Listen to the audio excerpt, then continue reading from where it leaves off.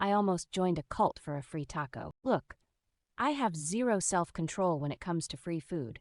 If someone says, "Hey, there are free donuts in the break room," I'm already there before they even finish the sentence. If I see a buy one get one free deal, I will find a way to justify it, even if I wasn't remotely craving that food in the first place.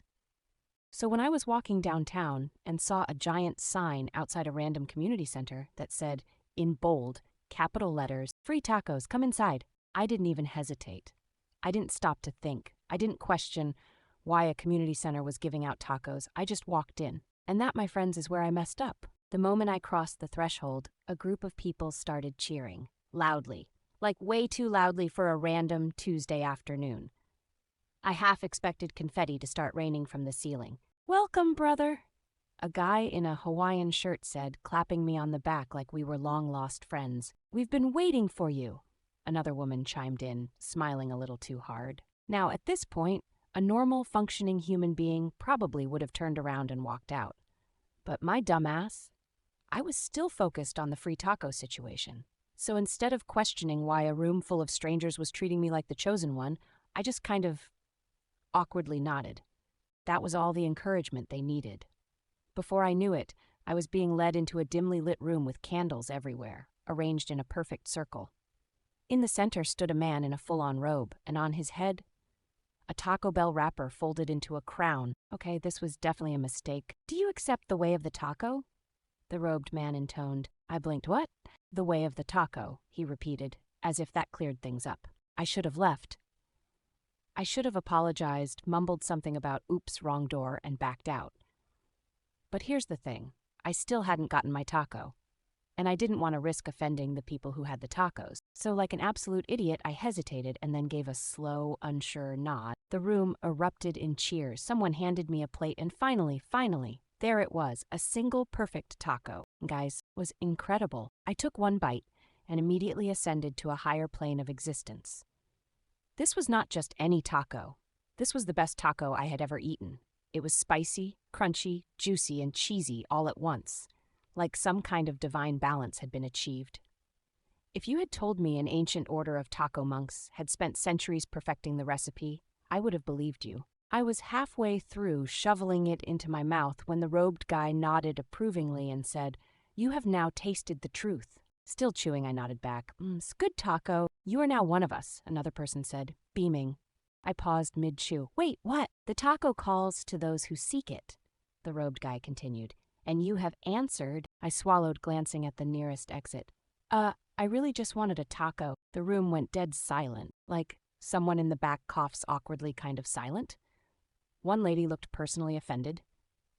Another guy started blinking rapidly, like I had just confessed to arson. The robed leader stepped closer. "You must now join us for Taco Tuesdays, every week, forever." Okay, that actually didn't sound too bad. Free tacos every Tuesday? That was manageable. Then he added, "And you must renounce all other foods." Hold the hell up. Wait, what? I laughed, expecting them to say they were joking.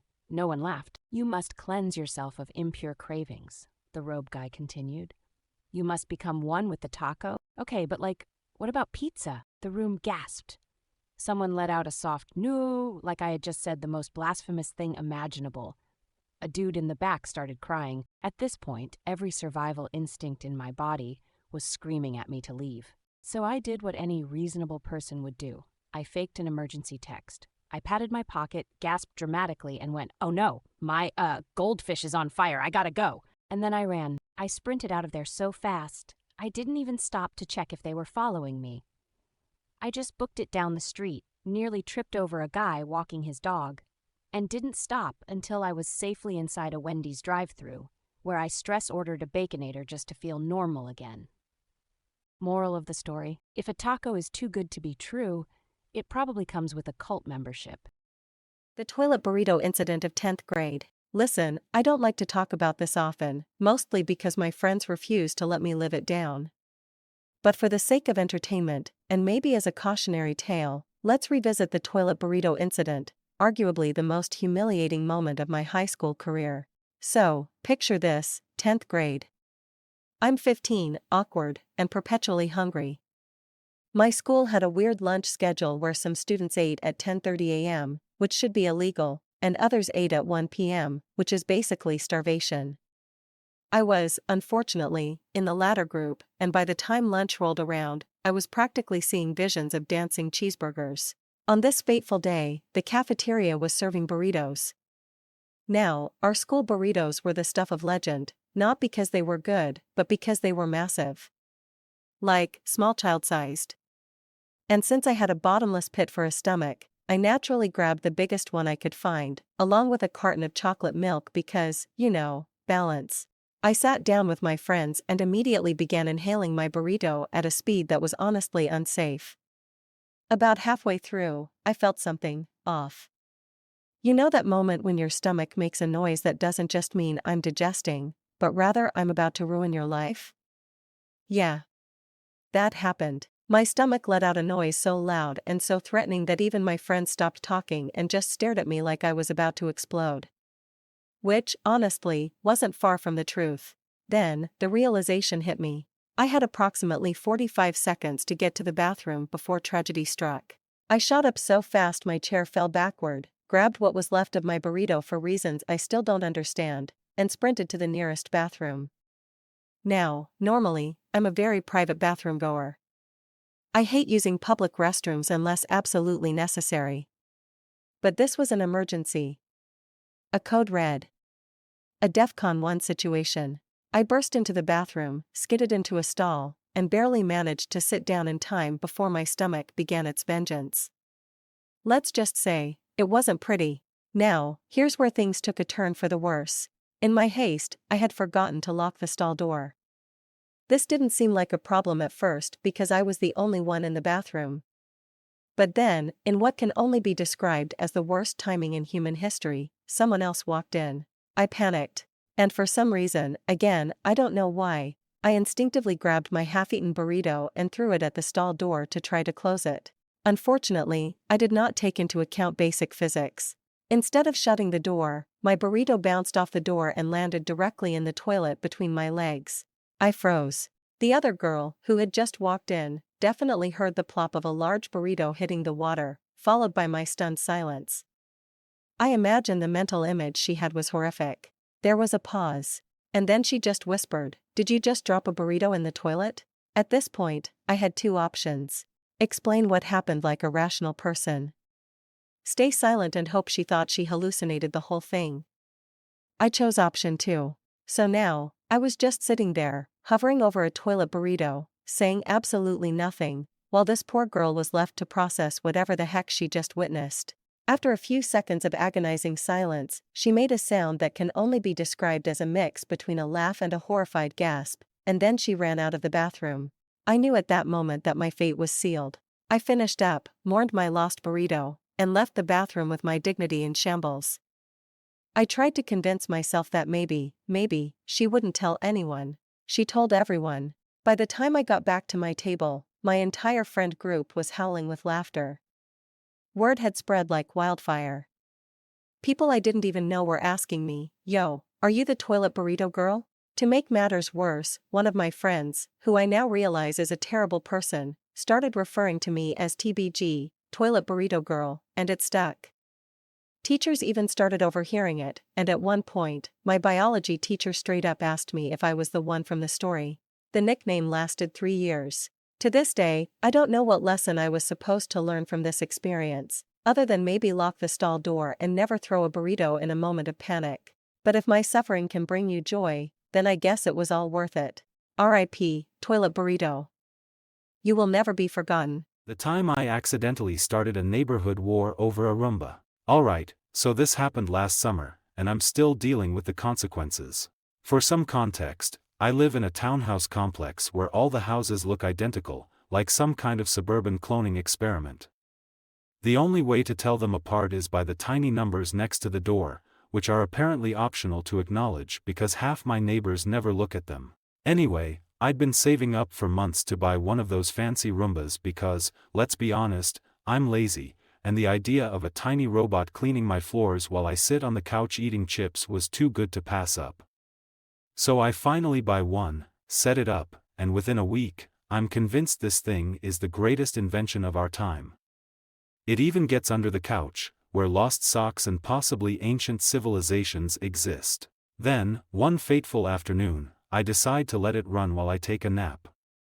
I wake up about an hour later to find my front door wide open. Apparently, I had left it slightly ajar, and my Roomba, in its quest for cleanliness, had pushed it open and left the house. Cue immediate panic. I run outside barefoot, looking like a lunatic, yelling, "Roombaya," as if it were a lost dog. A couple of neighbors poke their heads out, probably wondering if I've finally lost it. But I don't care. That thing was expensive, and I'll be darned if I let it escape into the wild. I run down the sidewalk, checking driveways, bushes, and even looking under people's cars, as if my Roomba had developed sentience and was now hiding from me. That's when I see Mrs. Henderson, my elderly neighbor, standing on her porch holding my Roomba. Now, Mrs. Henderson is a sweet lady, but she also has zero filter.